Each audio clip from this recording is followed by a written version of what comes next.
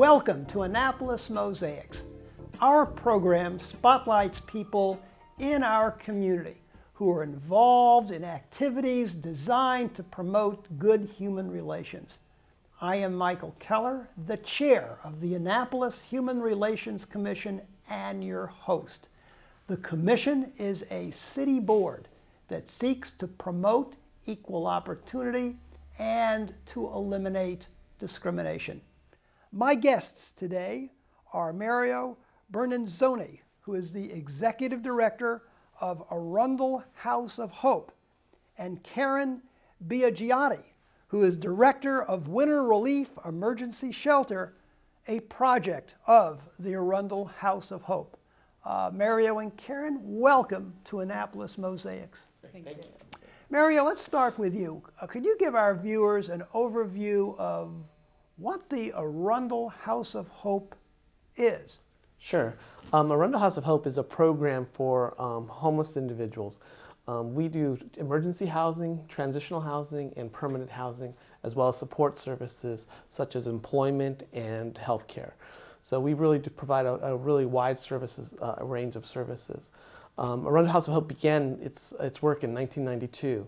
And we started that program as a program that served winter relief, our emergency shelter program, and we served up to 12 people a night, and we had 12 churches participate. Mm-hmm. To give you a perspective on how much we've grown, this past year our winter relief program served over 111 people on its peak night, mm-hmm. and we had over 75 churches participating in the program. Mm-hmm. So we've really grown over the years and expanded our services, but we really try, our goal is really try to meet the needs of the community for those that are in need and those that are homeless. Okay. Outside of the winter relief program, you said that you also offer programs dealing with permanent housing. What does that consist of? We have permanent housing. Is what we do is we go out into the community, either lease or purchase property, and then we either rehab it or we'll get the property going. And what we do is we'll get the property ready for to put our folks in, and we provide support services. So we actually get maybe buy a 4-bedroom house, rehab it, and we'll be able to put 4 or 5 homeless individuals in that home. And then what they do is they have a lease with us, and we provide support services. And these are for people that are chronically homeless, people that have been homeless for more than a year. They have a disability, really people that are really in need, and some of the most vulnerable people out there in the communities. Mm-hmm. So basically, the Arundel House of Hope is an organization that focuses on helping homeless residents of Anne Arundel County, and that's your constituency. Yes, pretty much, yes. But we also, this past year, we also are expanding our services, and we opened up a Arundel House of Hope medical clinic that provides medical care for anybody that's actually uninsured. So you don't necessarily have to be homeless, but if you're uninsured, or even people that are underinsured, can visit our medical clinic to get medical services as well as medical care and prescription assistance as well. Okay. How does that work operationally in terms of someone, let's say that someone needs some kind of medical help, how would they go about seeking the help? Sure. What they would do is to contact us. They would call our main number, which is 410-863-4888, and they would speak with our medical clinic, ask to speak with our medical clinic. It's pretty much by appointment only, so they would call, make an appointment, and then they would come in. And we would see what we can do for them.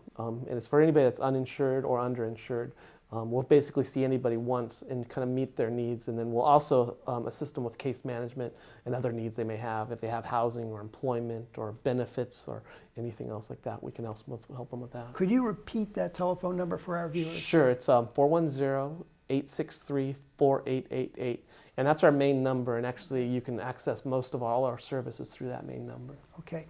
Let's talk about the Winter Relief Emergency Shelter, because I think that's the one project which is identified in people's mind in terms of the Arundel House of Hope, because it's the one that touches the largest number of people, especially in terms of volunteers and participants. So could either of you provide a description of exactly what that program is, who is responsible for doing its overall coordination, and who handles some of the individual components of it? Sure. I'll let Karen talk about it. The Winter Relief Emergency Shelter, and that's pretty much how it's known as Winter Relief. It doesn't get a whole lot of referral back to Arundel House of Hope. But Arundel House of Hope is the organization, and Winter Relief is one of our programs. It's the very first program that began in 1992. Mm-hmm. And the way that it works is that it's an emergency shelter that runs 6 months out of the year, from middle of October to the beginning of April. Organizations, churches, and we also have a synagogue that participates in our Winter Relief program. And what they do is they will invite our guests into their facilities from about 5 o'clock in the evening till 7 a.m. in the morning, and they will do that from a Monday evening to a Monday morning for 1 week. And they invite people to come into their halls, and the churches will provide a dinner, a hot meal, fellowship in the evening with the guests. The next morning they will provide them with a hot breakfast and then a bag lunch to go. Mm-hmm. So the guests aren't in the facility during the day, it's all ran in the evening. Mm-hmm. I see you use the word guest. Is there a special reason why you use that word? Well, we look at our places of worship as our homes, you know, our house of worship. So when you invite someone into your home, they are your guest. Mm-hmm. And that's how we refer to our clients as guests. Mm-hmm. And, you know, I really don't like the word homeless to describe people. Homeless is an adjective. It's just like if you wanted to describe someone by color or, you know, by their body type. Homeless is an adjective. So I really like to change that around and say, you know, we serve people who are homeless, because that's what we're called to do, is to serve people. Mm-hmm. So. Mm-hmm. How many houses of worship are involved in the Winter Relief Program currently? Yeah. I think Mario had made reference earlier to what the numbers were when you first began, mm-hmm. but where are you now? Right now we're up to about 65 sheltering sites. So there's 65 houses of worship that participate with us, but there also are partnering sites. So two small churches might partner together, where one might have the facility and the other one has the volunteers to help out with the program. So I would say probably up to about 80 to 85 houses of worship participate with the Winter Relief Program. And how do you get them involved? You know, this is a kind of project where I can almost sense that there's going to be, within congregations, a certain amount of a fear factor in terms of wanting to take part, and that there would be some concern about it because of images that people have about the homeless. So how do you reach out, and how did you able to build these numbers? I mean, 80 is a very, very large number. In my sense, it's probably all throughout the entire county. It is. From North County down to South County. Exactly, yes. How do you get? It's contagious. Okay. Is what it is. Once someone participates, once a congregation participates in the Winter Relief Program, it's contagious. It sets the whole parish, the whole community on fire with really what service means and how to be a servant. And our ministry is twofold. You know, it is an all volunteer run program. And I would estimate, you know, that there's probably 4,000 to 6,000 people that participate as volunteers in this program every season. Mm-hmm. So what that does is, you know, we get into this thinking that we're going to just be great servants and great ministers to the people that we're serving. And really what happens is the people minister right back to us. Mm-hmm. And then we receive those blessings on top of that. Mm-hmm. So it's just contagious. It just lights people's hearts on fire. It actually changes people's hearts. Mm-hmm. You know, you can go in and know that you're participating in the Winter Relief Program because it's the right thing to do. Mm-hmm. But sometime during your week, when you spend a little bit of time listening to what another person has to say that's in this situation, it changes your heart. Mm-hmm. And then you become a servant from the place of heart and not just from the place of mind. So, excellent. I guess the question I would have is, when is this program actually offered? It's a Winter Relief Program, but it does span a pretty broad period of time, even beyond what we would normally consider the winter months. Is that not? Yeah, is that we correct? typically begin the second week of October and go through the first or second week of April. So last year our program ran 26 consecutive weeks. And how many men typically participate in the program? How many do you accept? What are the eligibility requirements that you have, if any? And does the demand to participate in the program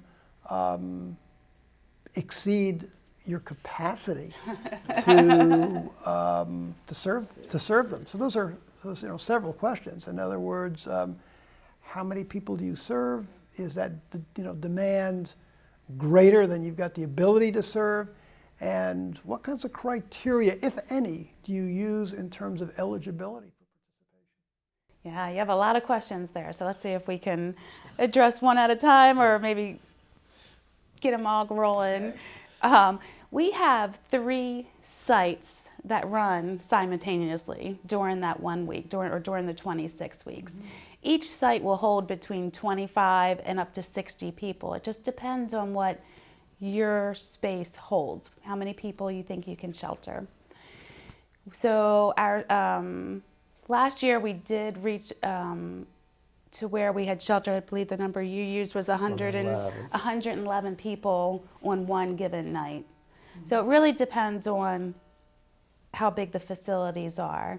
And our participating shelter sites are just so wonderful, because usually what ends up happening, especially when the temperatures start to drop, they'll get a phone call from us saying, hey, can you accept 1 more person? Can you accept 3 more people rather? And then the numbers just grow from there. We are only limited to the number of people that we can serve by the number of participating facilities we have. So the more facilities we have, the more people we can serve, and also the longer we can extend the program. It is designed for emergency shelter for during the coldest winter months, but we can, keep extending that year as many facilities as we have. Yeah, and just an example of that. This past year, we started sheltering in Annapolis City for the first time. So last year, I believe we had about 12 churches that participated in the Annapolis City shelters. So that was our 3rd site. So we were serving men and women in Annapolis for that period of time. And we're actually looking at increasing that number this coming year, and hoping that we can increase additional churches and increase, have more people that can participate in the program. We're going to take a break now, but when we return, I will be talking to Mario and Karen more in depth about some of the specific features of the Winter Relief Program.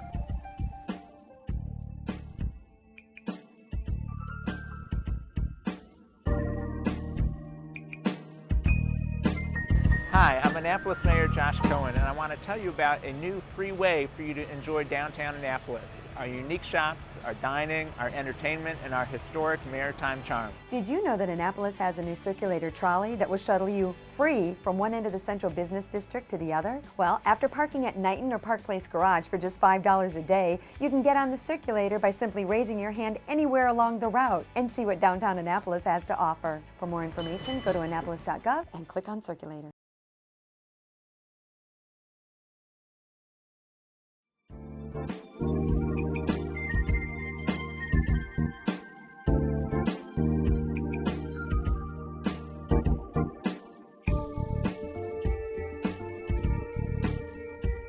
We're talking today to Mario Bernanzoni, who's the Executive Director of Arundel House of Hope, and to Karen Biagiotti, who is the Director of the Winter Relief Emergency Shelter at Arundel House of Hope. And our focus is on the Winter Relief program.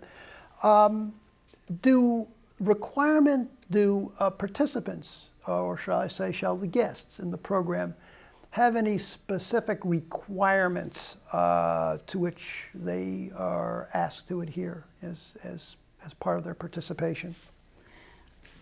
We ask each guest to come to us and fill out an intake form. So we sit down and we get information from the person and find out what their needs really are, where are they at, where they're living now, how we can better service them, not just through the shelter program, but also help with case management services, getting IDs, birth certificates, social security cards. Upon entering the winter relief shelter, we do have each guest go through and pass a breathalyzer. As long as the guest is able to pass, it is a dry shelter, okay? So that's really important. So as long as the guest can pass the breathalyzer that we administer on a daily basis, then they're allowed to come into the program. There are some, behavior rules, but it's just like in your house. Whatever's acceptable, to you in your house, that's what we would expect out of our guests in someone else's facility. People come to the shelter, as I understand it, from, I guess you could say, fragile and poor situations. Where were they previously? It depends. A lot of the people who are homeless during the summertime will live in tents out in the woods. Sometimes you will have people that will go sleep on a friend's sofa or with a relative, that sort of thing. But even that is considered homeless. When you are living on someone's sofa, that is a person who is homeless. It's not their own home. So typically by the time people come to us, maybe they've already either exhausted those avenues with their family and friends, so then they come to us to help. I think our viewers would be interested in getting a sense of the breadth of the homeless problem in Anne Arundel County, as well as a sense of getting sort of a demographic profile as to who these individuals are. Do you have any sense of how many people are homeless in Anne Arundel County? Perhaps what the percentage of adult population is? Yeah, we see that. We do a point-in-time count every year, and it's usually in January. We go out and we count all the people in all the different shelters, and then we go out into the community and try to count all the people that we know of encampments and in different places. And this past year, I believe the count was about 600 people on that one night were either living in a shelter or out on the streets somewhere that we counted. Obviously, it's probably much higher than that because we can't actually count everybody that's out there. But that was about the estimate. And in our estimate is that's probably a conservative number. And like I said, at one point this year, the Winter Relief Program served 111 people in 3 different sites, in 3 different of our house of worship sites, and it was dramatic. And this wasn't as cold of winter as we had in the past. When the weather gets really bad, we really try to do more outreach to try to connect with more people to try to get them into shelter. But we're constantly trying, like I said, we added about 20% more beds this year. And as we add those beds, the need just grows. The people just fill those beds. We turn away on average between 4 and 10 people each night from the shelter. So it's really a challenge to try to get enough shelter for people in the city, in the county. Yeah, what's the cost associated with all this? Our program is actually very affordable because we're using, it's not a standalone structure. We're using, facilities that are already there, and we're using volunteers. It's very low cost and really affordable for this method of housing people. And many people asked us that why do we just do it during the winter? Why don't we do it in the summer months as well? And what we see is about 30% of the people come back to us each year, and they're actually using this as their permanent housing, our shelter system. And so what we want to try to do is try to get permanent solutions to this problem by adding more permanent housing and transitional housing to allow people to end their homelessness and really try to get them back into the community and trying to do that. And it's a constant effort to try to get them, with finding affordable housing and the available resources and services to get them housed. Yeah. From year to year, how many repeat guests do you have in the program? Yeah, I would say that's about 30%. 30%. Yeah, and we identify those as the chronically homeless, yes. People that have been homeless for more than a year or multiple times in the past 3 or 4 years. And those are really the hardest to serve population, and those are also the folks that probably use the most resources. You know, those are the people that are usually going in and out of the emergency room, maybe going in and out of the jail systems and the court systems. So they're really, but by them being homeless, it's really costing the community a lot. So to get these people housed can really save people a lot of money in the community, because we estimate that on average, a person that's homeless, a chronically person that's homeless that's living on the shelter, could cost, you know, roughly $36,000 to $40,000 a year, because of all the auxiliary services that they're using. But then our winter relief program, the cost to that, I believe, is like $6 a night. Yeah, about $6 a night. About $6 a night. And our budget's probably for that program is probably about, you know, $40,000 for the whole program. We provide the sheltering sites with the people, with the cots, with the blankets and the pillows. We also provide, you know, your basic first aid kit to go along with that as well. And the volunteers through the sheltering sites will provide all of the meals and the services, other services that they like to offer. Some places will bring in someone to do haircuts for the people, or maybe even I've seen where they've brought in sewing machines and had an evening where they, you know, darned clothes for people. So there's all of that is volunteer, and there's no cost to it as far as to the community as a whole. Many people associate the homeless in their minds with mental illness, with alcohol abuse, and with drug abuse. To what extent are the guests in the Winter Relief Program members of that particular category? The national statistic states that about 18 to 20% of people who are homeless have some type of behavioral health issue. In our program, I find that number to be higher, which we consider a co-occurring disorder. So typically, I think probably 60% of our guests do have some issues with either alcohol or drugs or mental illness. But again, which came first? You know, did the mental illness cause the addiction, and that's what led to the homelessness? You know, how that all works. So for us, we screen every person before we send them to the facilities. So we wouldn't send someone that really needs, you know, more professional help than what we can offer. But yeah, I don't know if I even answered your question. You did. And let's take a look at the demographic profile. I think our viewers would be interested in that. You know, what kinds of breakdowns do you have in terms of age, in terms of gender, in terms of race, ethnicity, in terms of characteristics? Yeah, typically about our population, we serve about 80% men and about 20% women. That's typically what we have. And then we also serve about, and the breakdown is about 70% white Caucasian and about 30% African American. And that's usually the breakdown. And the median age is probably between 40 and 50 is probably the median age, but we're seeing that lower. We're seeing many lower age people. We're seeing a lot of people that are 18, 19, 20 coming. That's probably our largest growing population in that age group, which is lowering the median age for us to probably down into the low, to the mid-30s. The other population that we serve is our veterans population. About 10% of our folks that we serve are veterans. And we actually, this past year, we opened up a transitional housing program exclusively for U.S. Veterans, which we've been seeing a great success with that in that population and trying to serve. Because actually in Anne Arundel County, I think we have a lower rate of homeless veterans than they do across the country, but it still is a large segment of the population that we serve. And how about the disabled? Most of the people that we serve are disabled.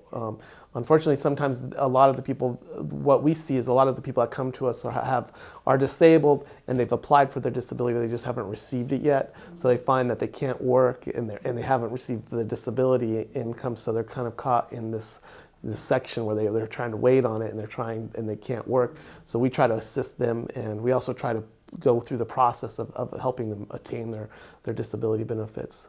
So yeah, a large portion of our folks are disabled.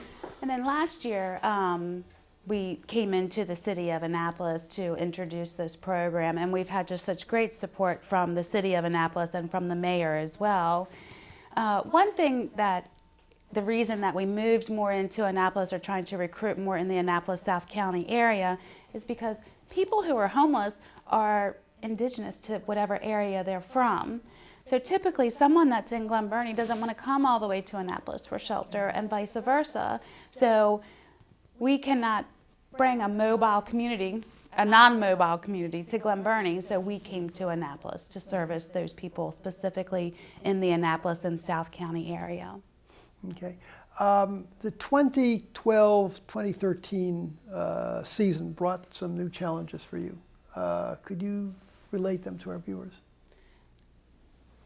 Yeah, well, we trying to expand our program into the city of Annapolis was always a challenge. So we really had a difficult time trying to recruit churches. And so our goal is to, we actually have 12 churches in the Annapolis area, but our goal is to have about 25 churches in the area that can support us. So we're really looking for that as to expand that. We've done some partnerships. We're partnering with the city of Annapolis. We're also partnering with the Lighthouse in Annapolis, and it's really helping us to really serve this population well, because we know that there's a lot of homeless out there that need our services. So the goal is really trying to do that, and we identify Arundel House of Hope as a partner in the community to help solve these problems. So we really try to partner with other organizations in the cities to achieve our goal of helping those folks in need. So yeah, if we could recruit an additional churches, that would really help us and reduce the people that we have to turn away each night. I would also mention to our viewers that the church that I attend has been a participant in the Winter Relief Emergency Shelter Program since the late 1990s, and I've been privileged to be part of it since that time. And over the years, one of the things that I can share with our viewers about it is how extraordinarily ordinary the guests are. You can throw away most of your stereotypes. These individuals are persons, for the most part, who have fallen down on their luck. They've experienced a health crisis, a breakup in their family, loss of a job. Any one of those things can force someone out onto the streets. And it's been a really blessing working with these men. In our church, there have been several occasions in which the pastors actually used them as part of the Sunday morning services, including one who actually participated in the sermon because he was a very accomplished writer of poetry. Another man led the music. He was a talented musician. So it's been my experience in the probably maybe 14 years that I've taken part in this program that it's something that will really enrich your life, which is what I think our guests are saying. I'm sure that there'll be viewers who will want to know how to get more information about the Winter Relief Emergency Shelter. How can they get that information, Karen and Mariel? If they could please contact us at Arundel House of Hope. Do you want to give a phone number or email? Or? Yeah, our phone number is 410-863-4888, and then our web address is arundelhoh.org. Okay, could you repeat both that phone number and the website, please? Sure. Our phone number is 410-863-4888, and our website is arundelhoh.org. And they can get our whole, there's a lot of information on our website, as well as all the contact information about getting a hold of us. Thank you for viewing our program today, and please join us again on Annapolis Mosaics. If you would like to have more information about the Annapolis Human Relations Commission, you can contact us at the information on your screen.